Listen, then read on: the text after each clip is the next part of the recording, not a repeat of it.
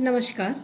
कथा पटल कुछ किस्से कुछ कहानियां पर आप सभी का मैं अनीता हार्दिक स्वागत करती हूँ। दोस्तों, आज के अंक में लेकर आई हूँ कहानी जिसका शीर्षक है पुण्या और लेखिका का नाम है शकुंतला कालरा।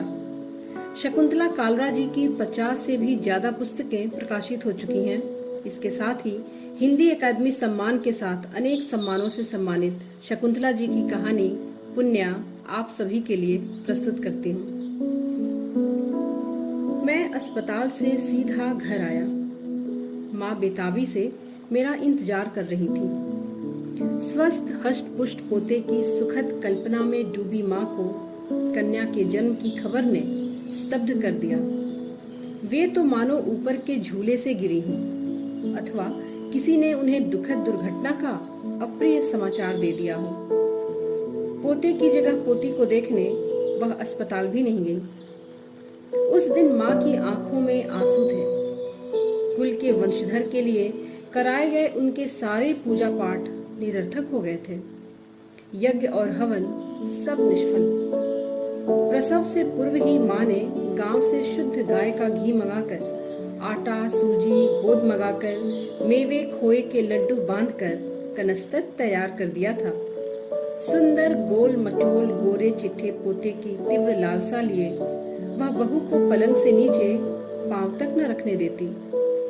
अशक्त हाथों में एक अजीब सी शक्ति आ गई थी। बड़ी स्फूर्ति से घर के सारे काम स्वयं ही कर लेती। नियत समय पर उनकी इच्छा के विपरीत लक्ष्मी रूपी पुण्या का जन्म मेरी बेटी के रूप में हुआ। अपनी प्रतिछवि को पुत्र रूप में न पाकर मैं भी उदास हो गया। शशि बहुत कमजोर और थकी लग रही थी। प्रसूति के दर्द भार से और कुछ माँ के डर से, जिन्हें वह पोता न दे सकने पर स्वयं को कसूरवान मान रही थी। मेरी उदासी को वह भाप न ले, इसलिए बिना कुछ बोले ही घर चला आया। मुझे उदास देखकर उसकी रोती आंखों में भी अजीब सी उदासी भर आई थी। मैं अपने कमरे में आकर बिस्तर पर लेट गया। सारी रात की थकावट के बाद भी मुझे नींद नहीं आई। मेरी नींद उड़ गई थी। मैं करवटें बदलता रहा। लेटे लेटे मेरी निगाह अचानक दीवार पर टंगे चित्र पर गई। सरस्वती, लक्ष्मी और वैष्णवी का संयुक्त चित्र था। मुझे लगा यही शक्ति तो मेरे यहाँ साकार रूप में आई है। मैं उठा और नहा धोकर दोपहर का खाना लेकर अस्पताल की ओर चल पड़ा। शशि की बगल में संगमरमर की तराशी सुकोमल मूर्ति को देखकर मैं अभिभूत हो उठा। माँ बेटी दोनों की मासूमियत देखकर मेरा हृदय प्यार से भर उठा। मैंने बेटी का मस्तक चूम लिया। दुग्ध फेन की तरह गोरी गोरी सुंदर सुकुमार बेटी के रूप में मेरा स्वर्ग धरती पर उतर आया था। उसे मैंने अपनी बाहों में भर लिया और एक बार फिर जी भरकर चूम लिया। शशि मुस्कुरा दी। उसने मेरी ओर देखा और पूछा, किस पर है? हूबहू तुम्हारी तरह, वही रंग, वही रूप, वही नक्श और तेवर, वह तो तुम्हारे है ना? कहती कहती शशि शरारत से हंस पड़ी। वही निर्मल निश्चल हंसी, पर बहुत थकी और कमजोर सी। मेरे अंतस का वात्सल्य आंखों से बहकर नन्हे कपोल भिगोने लगा। मुझे लगा मेरे कई जन्मों का संचित पुण्य मुझे बेटी के रूप में मिला है। मैंने वहीं उसका नाम पुण्या रख दिया और उसे शशि की बगल में लिटा दिया। माँ बहुत दिन भगवान से रूठी रही। बहुत दिन तक पूजा घर में नहीं गई। तुलसी को जल नहीं चढ़ाया, न दिया जलाया, न सूरज देव को ही अर्घ्य दिया। उनकी झोली में पोते की जगह पोती को डालकर भगवान अब पूजनीय नहीं रहे थे। वह अक्सर बड़बड़ाती रहती और हम दोनों कनखियों से एक दूसरे की ओर देखकर मुस्कुरा देते। धीरे धीरे मैं जानबूझकर पुण्या को माँ की गोद में डाल देता और वह अपनी बाल सुलभ किलकारियों से दादी माँ के स्नेह को भी पा गई। पुण्या बड़ी होने लगी। अपने नाम के अनुरूप ही वह हम सब के पुण्यों का साकार रूप थी। बचपन से ही शांत और संतुष्ट पुण्या माँ और दादी के आसपास ही मंडराती रहती और बच्चों की तरह उसे घर से बाहर खेलना कभी अच्छा नहीं लगता। और बच्चों की तरह वह भूख प्यास में भी रोती चिल्लाती नहीं थी। बच्चों जैसी जिद या नखरे उसके स्वभाव में ही नहीं थे। किसी रंग की कोई भी पोशाक पहना दो, चप्पल, जूता, सैंडल, बूट, जो चाहे सुविधा से पहना देते, वह कोई प्रतिक्रिया व्यक्त नहीं करती। वह सदा अपने चचेरे भाई नील के साथ घर में ही खेलती। नील जब भी बाहर जाता वह घर पर रहती। नील की आस पड़ोस से शिकायतें आती। वह अक्सर बच्चों की पिटाई कर देता। घर बाहर सभी उसकी शरारतों से दुखी थे। नील पुन्या से बड़ा था। दोनों अब 2 वर्ष के थे। हम जब भी कभी लॉन में बैठते, नील और पुन्या भी हमारे पास ही खेलते रहते। आगे चलकर मैं दोनों के स्वभाव को ऑब्जर्व करता। जहां नील का मनोरंजन टीवी, वीडियो गेम, बैटरी के महंगे महंगे कंप्यूटर इंडस्ट्री द्वारा विकसित खिलौनों ने किया, वहीं पुन्या ने दादी से कहानियां सुनकर उन्हीं के साथ बाहर फुलवारी में तितलियों के पीछे भागते भागते बिताया। नील अक्सर पुन्या से झगड़ा करता। जब वह बहुत तंग करता तो वह माँ के गले में बाहें डालकर झूलने लगती और कहती, देखो ना मम्मी, नीलू भैया ने फिर हमारे खिलौनों की टोकरी उलट दी है। वह उन्हें समेटकर फिर टोकरी में रख देती। नील फिर आता और चुपके से उसकी टोकरी फिर पलटकर उसे खूब चिढ़ाता और ताली पीटता हुआ भाग खड़ा होता। वह मेरी गोद से उतरकर फिर अपने खिलौने समेटने लगती, पर परेशान न होती। उसकी सहनशीलता हमें चौंका देती। शशि जब आलू प्याज की टोकरियां लेकर बाहर सब्जी आदि काटने बैठती तो नील अपने स्वभाव के मुताबिक टोकरियां उलटकर सब्जियां बिखेर देता। बगीचे के फूल टहनियों सहित तोड़कर मसल डालता। पुन्या उन पंखुड़ियों को उठाकर अपनी झोली में डाल लेती। इसी तरह बिखरे आलू प्याज भी उठाकर अलग अलग टोकरियों में करीने से भर देती। यही इसका खेल होता। मैं उसे उठाकर चूम लेता। नील अपनी छोटी ट्राईसाइकिल पर बाहर निकल जाता और वह वहीं मेरी टांगों पर झूलकर पता नहीं क्या खजाना पा जाती। मैं अक्सर बाहर कुर्सी पर बैठा उसे अपनी टांगों में झुलाता रहता। समय का रथ आगे बढ़ता गया। स्कूल की पढ़ाई पूरी करते ही नील और पुन्या की दिशाएं अब अलग अलग हो गई। पिछला डर परीक्षा की तरह इस बार बोर्ड की परीक्षा में भी पुन्या नील से बहुत आगे थी। उसे आईआईटी दिल्ली में सीट मिल गई और ढेर से कंपटीशन फीस देकर नील को भी बेंगलोर पढ़ने के लिए भेज दिया गया। 4 साल की डिग्री लेने में उसने 6 साल लगा दिए और ढेर सारा पैसा भी, कुछ पढ़ाई पर और बाकी मौज मस्ती में। भाई साहब नील की हरकतों से भीतर ही भीतर बहुत दुखी रहते। कभी कभी उनकी धुंधली बुझी आंखों में मैं झांकता तो वहां विवशता के सिवा कुछ भी न पाता। अकेले बैठकर वे कभी रो देते जिसे कोई देख न पाए। नील में जिम्मेदारी का एहसास बिल्कुल भी नहीं था।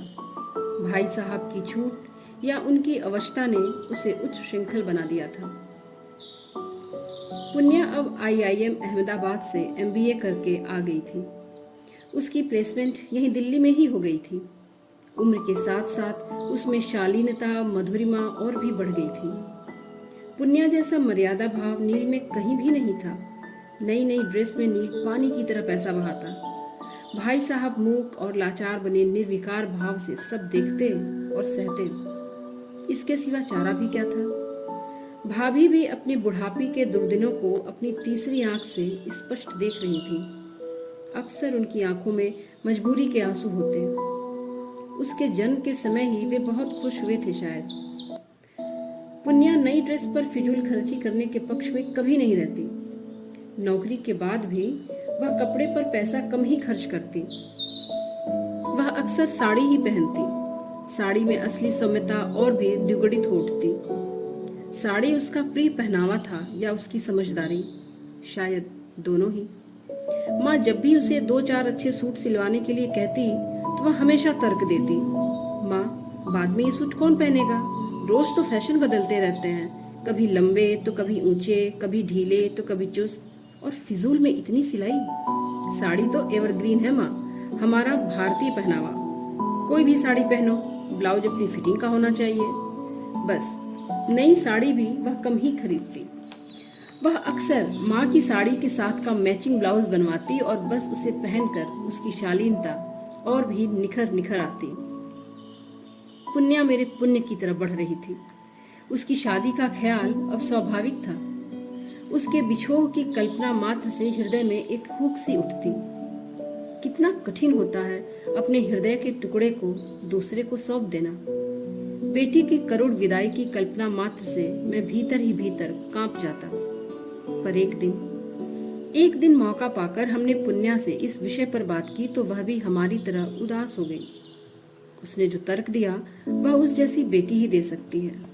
पुण्या ने कहा, आपने मेरी पढ़ाई पर सारा पैसा खर्च कर दिया, अब आपका बुढ़ापा किसके सहारे सुरक्षित छोड़ा जा सकता है? आपको संभालने वाला कौन होगा, बेटा या पैसा? आपके पास तो दोनों नहीं है, कौन आपका ख्याल रखेगा? पैसा होगा तो घर में बाकी लोग आपका ख्याल भी कर लेंगे। तो मैंने तय किया है कि अभी 2 साल में शादी नहीं करूंगी, और शादी करूंगी तो अत्यंत सादगी से, कोई फिजूल खर्ची नहीं। पुण्या की शादी में धूमधाम से करना चाहता था। इतना पैसा मैंने संभाल कर रख छोड़ा था। बुढ़ापे के लिए प्रोविडेंट फंड का सहारा काफी था। पुण्या ही मेरी बेटी और वही मेरा बेटा भी था। मैं अपने सारे शौक उसी से पूरे करना चाहता था। रंग बिरंगी रोशनी से पूरा घर जगमगाना चाहता था। चारों ओर रोशनी की गंगा में नहाती कीमती लाल सुनहरी साड़ी में आभूषणों से सजी गुड़िया के रूप में अपनी पुण्या को देखना चाहता था। शशि का भी यही सपना था, पर पुण्या की जिद के आगे हमें झुकना पड़ा। 2 वर्ष के बाद सादे समारोह में अत्यंत आत्मीयों की उपस्थिति में पुण्या का विवाह संपन्न हुआ। उस दिन फिर रोया।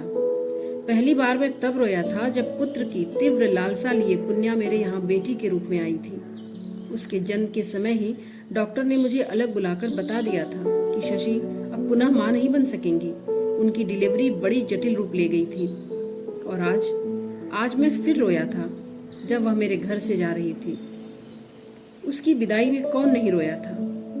पुण्या के बिना घर के अस्तित्व की कल्पना ही बेईमानी लग रही थी। वह हमारे नेत्रों का जल और हृदय की धड़कन थी। हम सब उसे एयरपोर्ट छोड़ने गए। वह अपनी पसंद के साथी दिव्य के साथ अमेरिका जा रही थी। उसने चलते चलते कहा, आप लोग रोना नहीं और न ही उदास होना। मैं रोज आपको फोन करूंगी, अपना ख्याल रखना। और पापा, ससुराल जाती बेटी की एक इच्छा जरूर रख लेना। मेरी फोटो के पीछे एक लिफाफा पड़ा है, उसे देख लेना। दूर तक हाथ हिलाते हिलाते वह विदा हो गई। पूरे रास्ते हम सोचते आए, क्या होगा उस लिफाफे में? पत्र? पर ऐसा क्या लिखा होगा उस पत्र में जो वह हमें कह नहीं सकती थी? तरह तरह की आशंकाओं से घिरे हम घर आए। टेबल पर पुण्या की फोटो पड़ी थी। सजीव मुस्कुराती पुण्या जैसे स्वयं हमसे बात कर रही थी। मैंने लिफाफा उठाया और पत्र जल्दी से पढ़ना शुरू किया। प्यारे मम्मी पापा, काश मैं बेटा होती और तब आप मुझे यूं विदा ना करते। मुझे आपकी बहुत याद आएगी, पर मैं आपकी पुण्या हूँ और पुण्य सदा साथ रहते हैं। मैं सदा आपके साथ हूँ।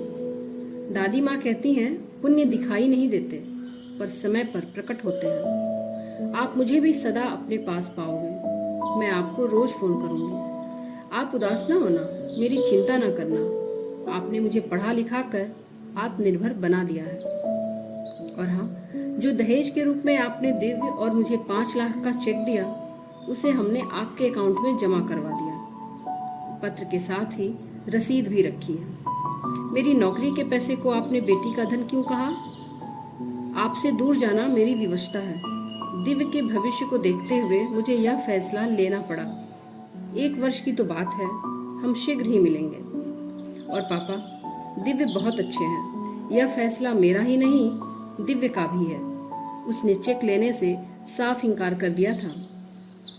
उनका कहना है कि बुढ़ापे में बेटे की कमी के साथ पैसे की कमी बहुत कष्टकर होती है।